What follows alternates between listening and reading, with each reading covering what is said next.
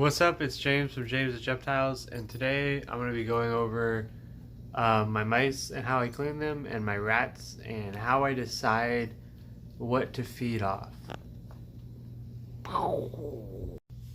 Alright, so down below I have my rats. There's the mom. These are all her babies. They're getting too big, so I'm going to have to euthanize some of them. And you can tell the glass on the tank's really dirty. Rats are just kind of dirty.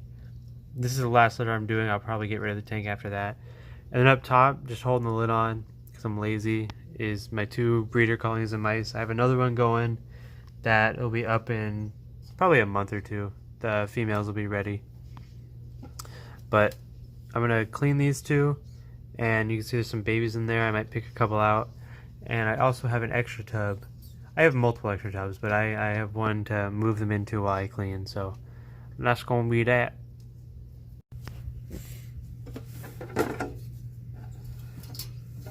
So I'm just going to take a tub with all my mice in it. And there's probably one or 2 litters of babies in here. Oh wait, I'm a dum-dum. I gotta put bedding in it first. Got my big knife. Oh, it's a brand new bag of bedding, so it's gonna spill. Good thing I'm not doing it in the closet.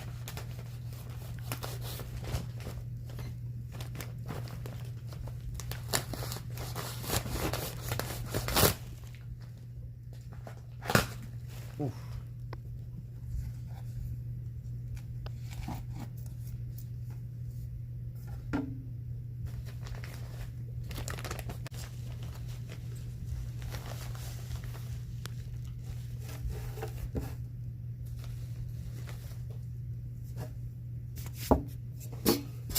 So about that much bedding is just fine.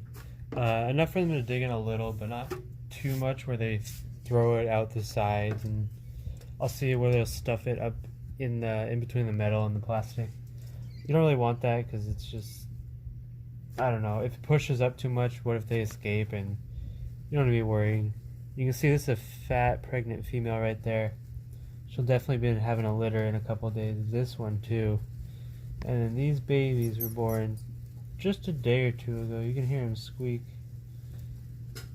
They're not doing it now, but put those in. I like to put those in right away, first thing I do. That way none of the moms are missing them. And I throw my top on just like that. Bam. And then grab my paper towel.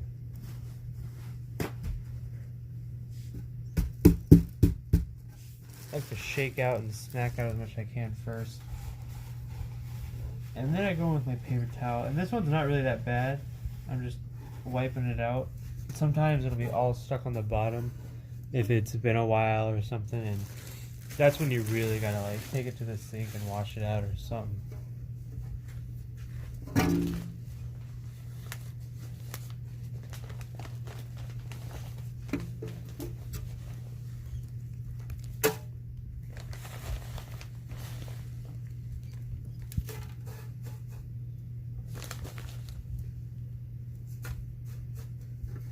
There's some bedding for the next group.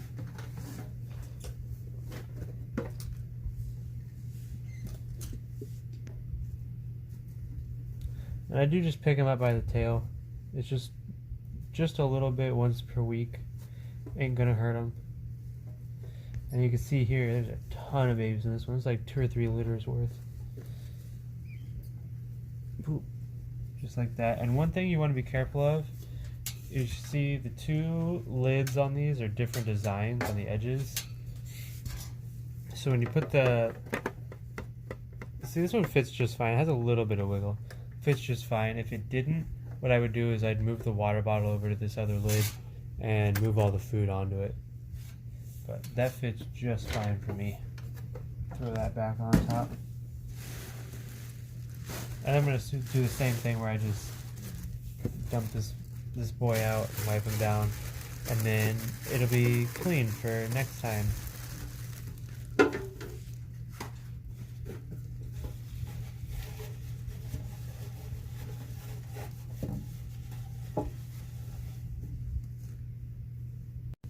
Alright, now for the harder one. So for the rats, they're not gonna obviously fit in a tub like the mice do. So I have this extra, I think it's like a 5.5 gallon. I'll throw all the rats into, and I'll give them their food and their water while I dump out their bedding. And I like to give the rats a little bit more just because they're having big babies. And I want them to be able to burrow and keep warm. Because some of the rats end up being pets for people. Because they're hairless. So,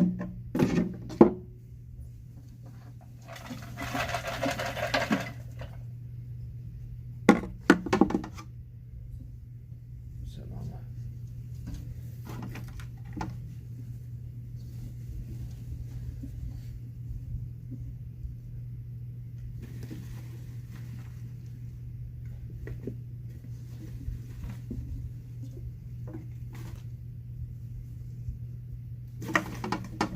Nope. You get back in there.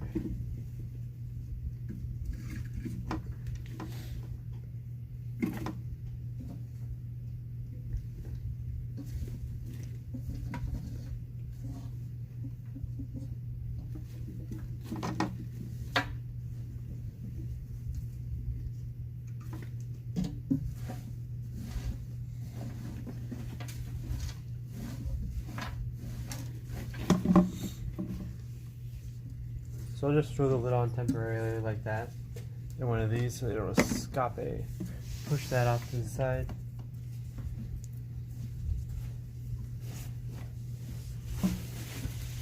And this one's a little bit more tricky to get in the bag.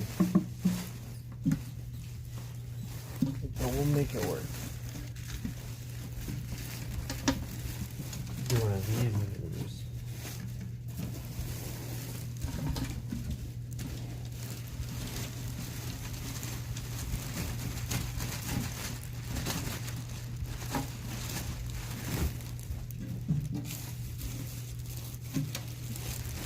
I'll give it a quick wipe down. And if you got some stuck on stuff, you can definitely use a wet paper towel. Just make sure it's dry before you put the bedding back in or it'll mold and get all gross. And that'll get your rat boys sick.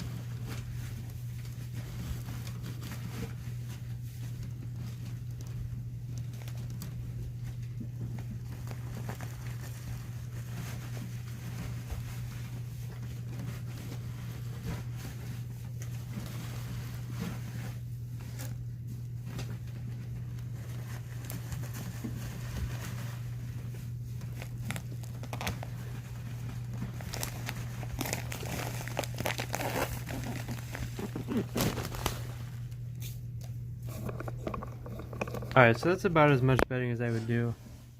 It definitely gives them enough to burrow and play around in. I use the Kaytee Aspen. I use Aspen. This is the big cheap bag I get at Pet Club, and I use Aspen just because I work with snakes. I know a lot of people use pine and they'll freeze their snakes, and I don't like using pine with snakes just in case. And even though this is the real thick, not nice stuff, I use it with my snakes, my mice, my rats, and I've never had an issue with it. So I'll keep using it till something happens. And now everything goes back in. And I have 2 waters just because there's a lot of babies in there and I want to make sure they get water. And especially when I clean the cage, I'll go back and I'll fill all of them up along with the food.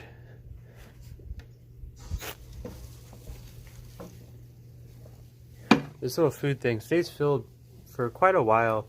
The rats will pick at the stuff at the bottom and not know how to move the food to the lower part. So they kind of just wait for you to move it for them. Start with Mama. And I think she's got some like 12 babies. There's 2. There's 5. 6, 7, 8, 9. Nope. 8.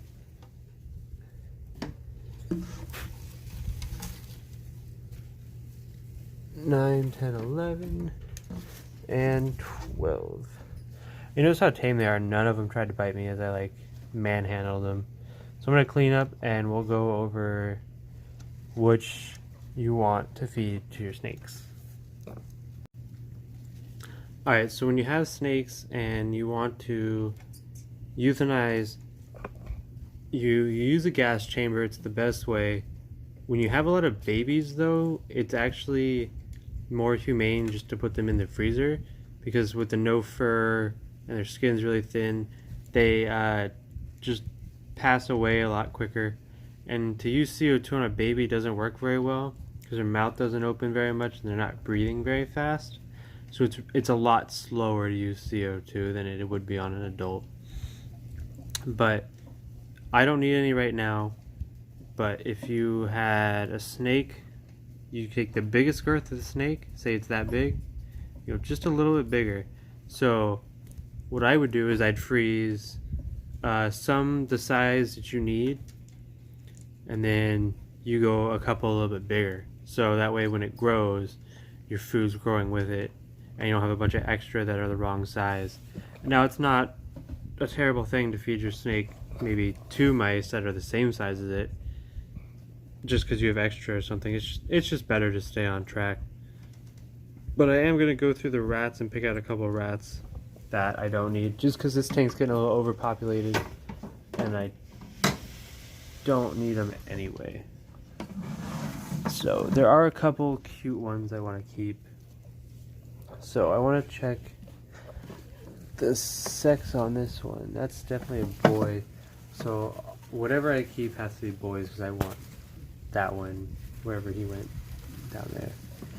So you girl, okay, bye bye. I just picked a random one. These are gonna be either ball python or king snake food, and I actually haven't seen a difference in the poop since they've been feeding hairless.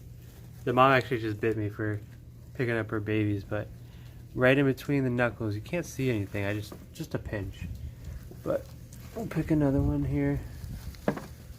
Just definitely not happy about it. These are all boys except, nope, those are all boys.